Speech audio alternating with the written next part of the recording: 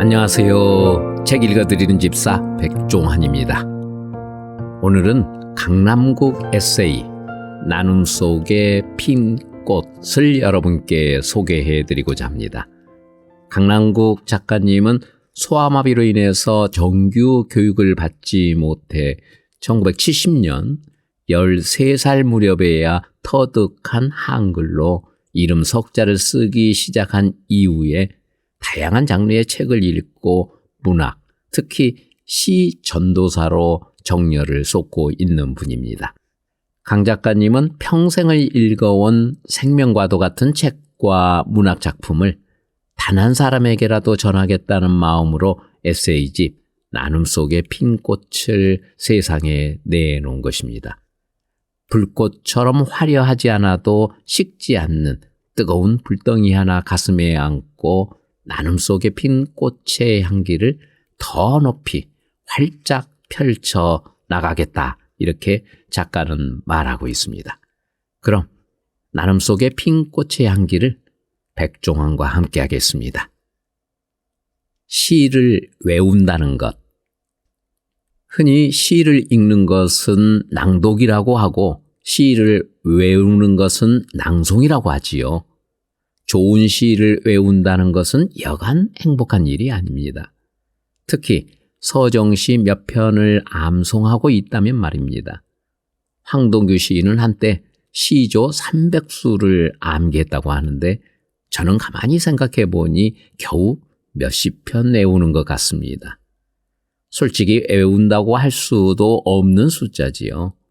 윤동주의 서시, 노천명의 사슴, 박인환의 장시인 목마와 숙녀, 세월이 가면, 김남조의 장시인 가난한 이름에게, 그리고 이생진의 그리움 바다 성산포 중에 몇 편도 자주 읊조리는 시들입니다.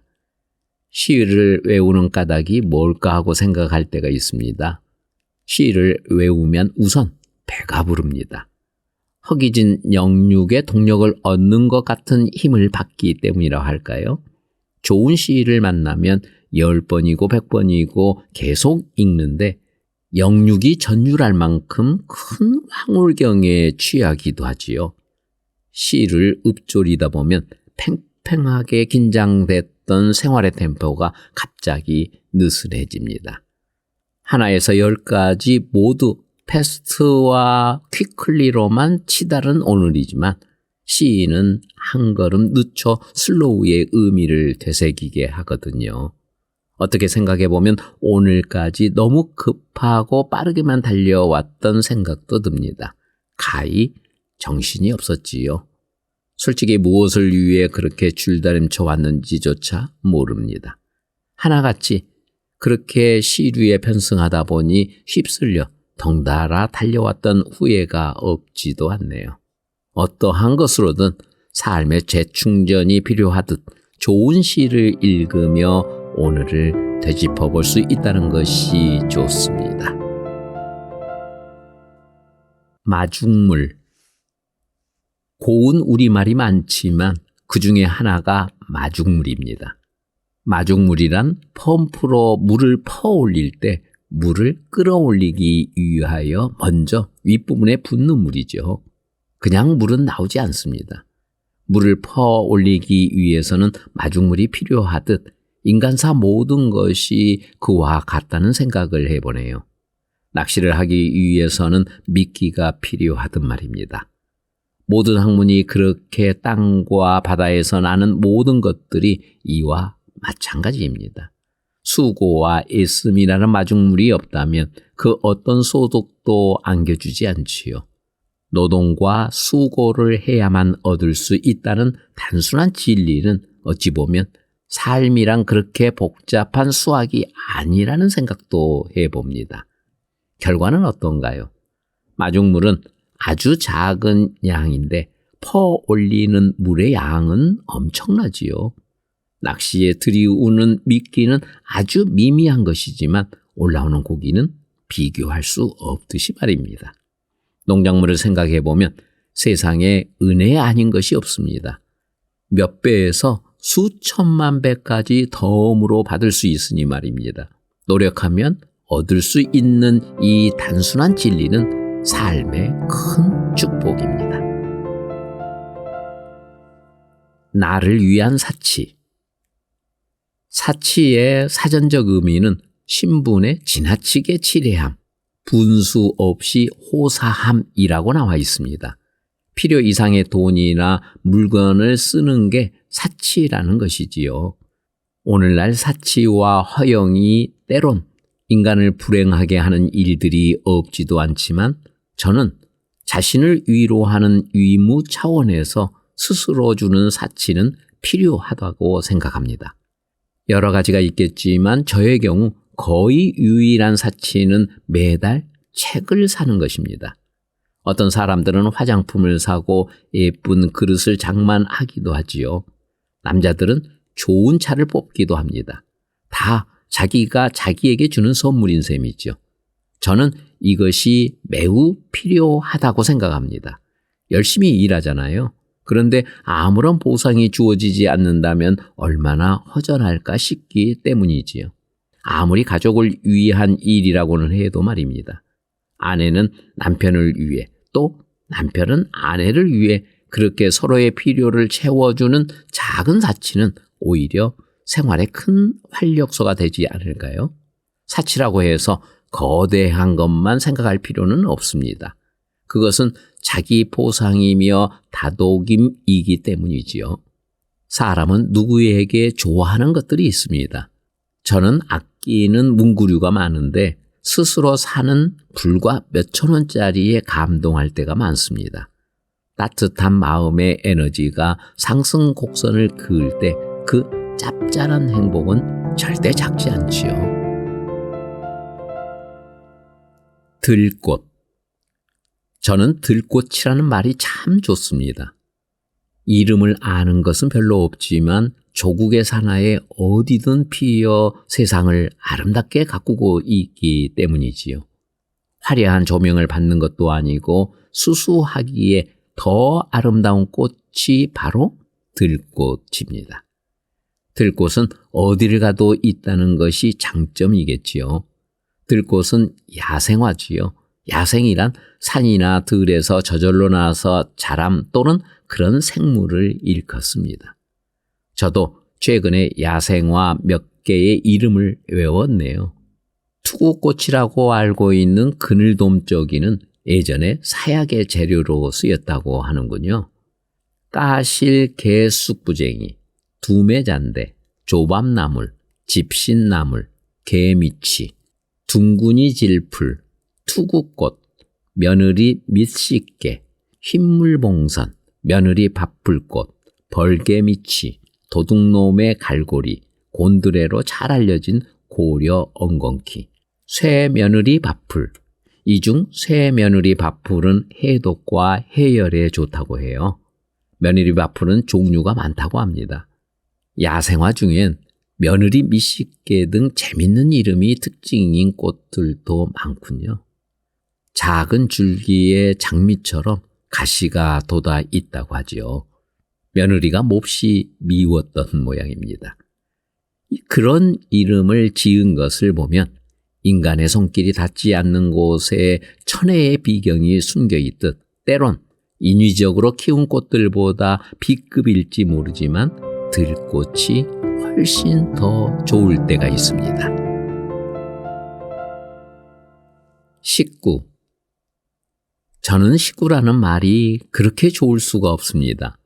한 집에서 같이 살며 끼니를 함께 하는 사람. 식솔이란 사전적인 풀이 말고는 식구라는 말은 그 말만으로도 정감이 가고 훈훈한 느낌이 들어서 여간 좋습니다. 사람이 친해지고 가까워지는 방법 중에 제일은 밥을 같이 먹는 것이라고들 하지요.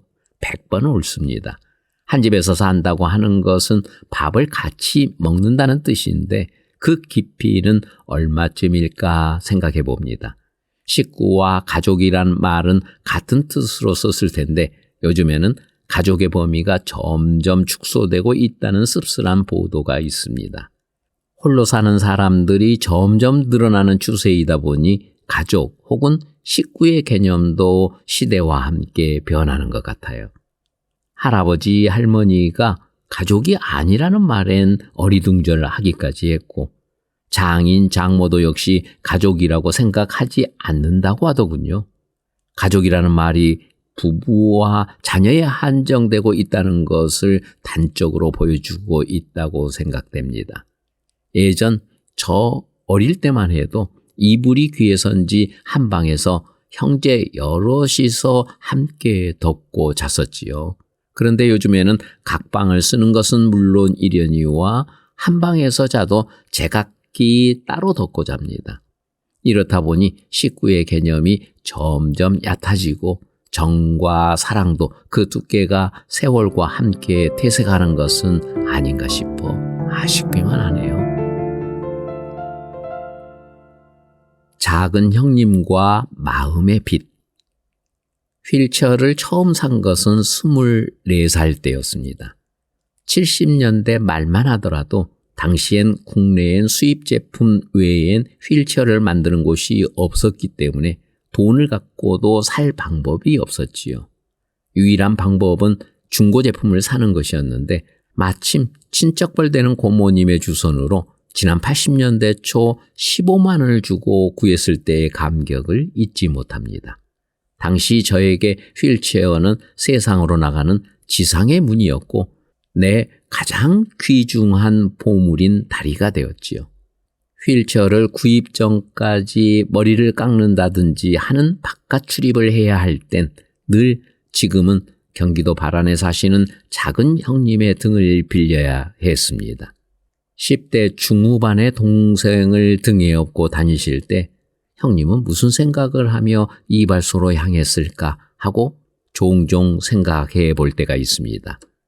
지금도 아련히 아프면서도 잊히지 않는 기억 하나는 지난 1977년 7월 6일 남에게 보이기 싫은 삐쩍 마른 다리를 이미 사진에 담아 보냈었지만 기어코 징병 장소에 나와 검사를 받으라는 통보가 나왔습니다. 어이가 없었지요. 걷지도 못하는 사람에게 이런 검사를 받으라는 통지서가 나오다니요. 어쩔 수 없이 결국 또 형님의 등에 업혀 5일에 한 번씩 묻히러 가는 장배를 타고 대천까지 나와 신검장으로 가는 날은 비는 어찌 그리 폭포처럼 쏟아졌던지요. 왜 택시를 타지 않았는지는 기억이 없습니다. 하여튼 집을 나선 5분 만에 흠뻑 젖었던 기억이 납니다. 몸 불편한 장애인 동생을 둔 형님으로 어쩔 수 없었다 해도 평생 살아오면서 그 형님한테 진 마음의 빛은 절대 없어지지 않았지요. 지금도 잊지 못하는 또 하나의 기억은 17 무렵 안면도 삼봉마을에서 형의 등에 업혀 보령 땅 고향 삽시도까지 갔던 기억입니다. 버스와 기차 그리고 장배를 타고 가야 하는 그 고행의 나들이 내내 형의 등에 업혀서 갈 수밖에 없었지요. 지난 2014년 대통령 표창이 결정되고 보호자로 단 한 사람만 대동해 청와대에 갈 수 있다 했을 때 서슴지 않고 형님의 이름을 불러주었습니다. 그의 형님을 모시고 청와대에 들어가 수상자 행적이 대형 스크린 영상으로 나올 때 형님은 내내 눈물을 훔치셨습니다. 나도 속으로 계속 울었지요.